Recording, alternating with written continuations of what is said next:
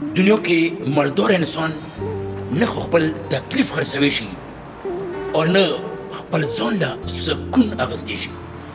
دمو د ګلو په شان ګلابه وروره ایوریز د شودو ولا یوه ویل کې خپلې شودې به یې خرڅولې، خلک به راتلو وغلو به یې په نو باندې شودې ورکولې. ایوریز یو ویل کې راغی و اغله یې نو په شودې په برتن کې واچولې و هغه ویل کې ترېنه لاړ.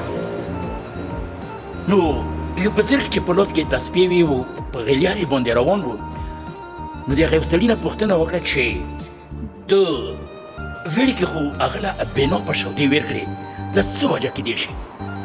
نو هغه سړي ورته وویل چې دغه ویل کې په هغه ویل کې باندې مینه ده، نو ځکه یې د شودې بنا په ورکړلې.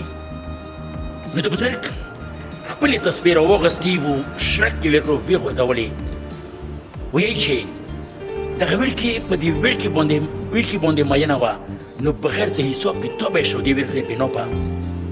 و زه د خپل محبوب د الله تعالی ذکر و اذکار په شمار باندې د تسبیح په دونو په شمار باندې کوم.